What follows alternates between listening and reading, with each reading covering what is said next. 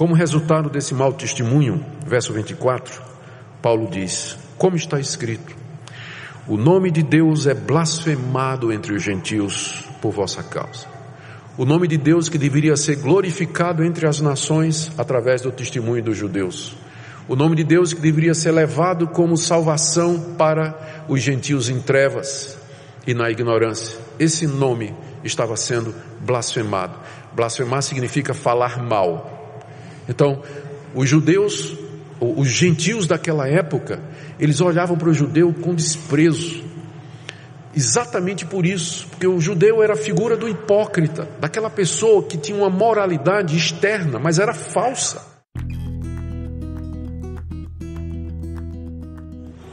Ainda no verso 20, Paulo diz: você se vê e se gloria de ser instrutor de ignorantes. Os ignorantes aqui eram os povos gentios, os pagãos que não tinham conhecimento de Deus, eram ignorantes de Deus mesmo. E a nação de Israel tinha recebido a verdade, e eles receberam essa verdade para poder ensinar aos outros, e eles deveriam fazer isso com muita humildade, como gratidão a Deus, cientes desse privilégio que Deus tinha dado. Mas não, eles se viam como mestres, os outros eram ignorantes. Eles é que tinham todo conhecimento. E isso porque, final do verso 20, eles tinham na lei a forma da sabedoria e da verdade. E era mesmo. A sabedoria e a verdade haviam sido dadas ao judeu na forma da lei, na lei que eles receberam da parte de Moisés. Qual era o problema aqui com tudo isso? É que todos esses privilégios eram reais. De fato, Deus só se revelou à nação de Israel. A verdade estava com a nação de Israel. A luz da verdade estava com o judeu, as promessas de Deus estavam com os judeus, eles haviam sido colocados por Deus para ser luz das nações, para ser instrutores das nações, para levar a verdade das nações. Que verdade era essa? Que existe só um Deus único e verdadeiro, e que Ele haveria de mandar um Salvador para o mundo. Isso estava certo, mas qual era o problema na atitude do judeu? É que o judeu se gloriava disso. Ele se vangloriava, e ele achava que Deus havia feito isso porque eles mereciam, porque eles eram alguma coisa, eram uma raça maior, uma raça superior aos demais povos, e eles tratavam com desdém e desprezo os outros povos. Eu estava me preparando para essa passagem, eu estava lendo testemunhos escritos por escritores pagãos, gregos e romanos dessa época aqui, em que eles odiavam os judeus, reclamavam dos judeus, criticavam, zombavam dos judeus, porque a atitude dos judeus era de um povo superior, um povo que não se misturava com os outros, um povo que condenava constantemente os pecados dos gentios. E o que é pior, Paulo agora vai mostrar, esse povo, tendo recebido todos esses privilégios, não tinha a menor base para achar que estava salvo. O fato de que eles receberam a lei, foram um povo escolhido por Deus de entre os outros povos no Antigo Testamento, não era garantia de salvação, de que no dia do juízo eles seriam perdoados, seriam tratados de maneira diferente dos outros, porque eles tinham recebido esses privilégios. E Paulo faz isso mostrando a incoerência interna, ou a incoerência na prática e no pensamento dos judeus da sua época, a partir do verso 21 e 24. Como é que Paulo faz isso? Ele listou os privilégios, mas agora ele lista as atitudes dos judeus que mostram que eles não estavam à altura dos privilégios que receberam. Primeiro, o princípio geral, verso 21. Paulo agora se vira para o judeu e diz: tu, pois, que ensinas a outrem, não te ensinas a ti mesmo. Era a primeira denúncia que Paulo faz aqui, uma denúncia geral. Você que ensina a outros, você que acha que é um mestre de crianças, instrutor de ignorantes, guia dos cegos, daqueles que estão em trevas, você que ensina aos pagãos, você que diz aos pagãos que eles estão errados, que adoram falsos deuses, que cometem pecados contra Deus, por que você não ensina a você primeiro? Por que não te ensinas a ti mesmo? Quando Deus nos dá a verdade, Ele quer que nós primeiro sejamos instruídos por ela, para que depois nós instruamos a outros. Você que ensina a outros, por que não se instrui a si próprio primeiro? Jesus tinha dito isso. Por que você vê a trave? Por que você vê o cisco no olho do seu irmão e não vê a trave que está no seu olho? Você primeiro tem que tirar a trave do seu olho para poder ver o cisco que está no olho do seu irmão. Ele está repetindo, Jesus está dizendo a mesma coisa Paulo está dizendo a mesma coisa que Jesus, só que de outra maneira. Você que ensina outro, você não se ensina a si mesmo? E ele lista 3 situações aqui. A gente não sabe direito porque que Paulo escolheu esses 3 pecados em particular: roubo, adultério e idolatria. Talvez porque esses 3 eram pecados bem destacados na lei de Moisés. Eram coisas que a lei de Moisés proibia com muita força. O roubo, a desonestidade, não é? O latrocínio, o adultério, a imoralidade sexual e a idolatria. A lei de Moisés era muito forte nisso e o judeu sabia disso.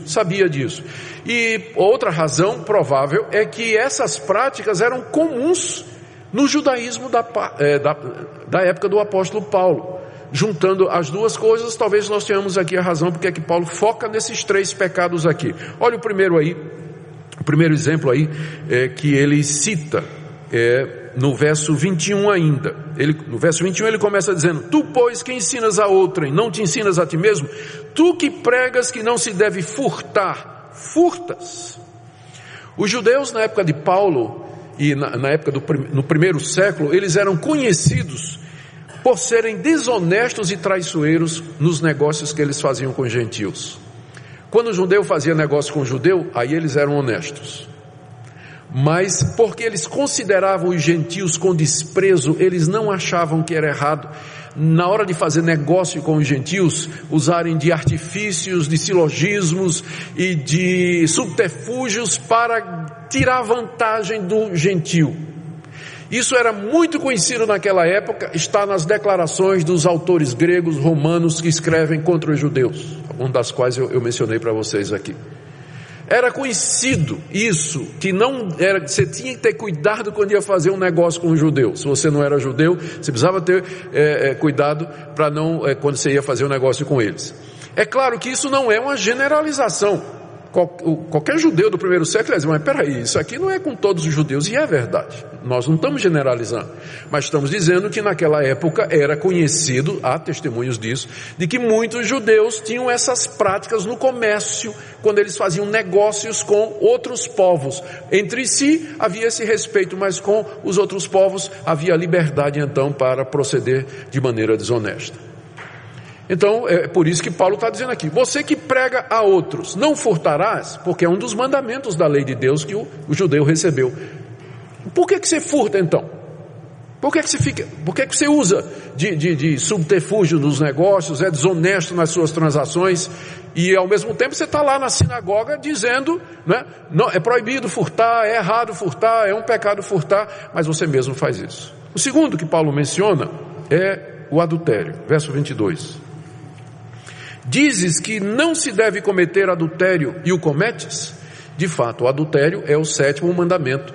Não adulterarás é o 7º mandamento da lei de Deus. Os judeus tinham a lei, eles tinham recebido a lei, sabiam que era verdade, era lido nas sinagogas, eles falavam a respeito disso, condenavam os gentios porque viviam na imoralidade sexual, mas eles mesmos também cometiam adultério.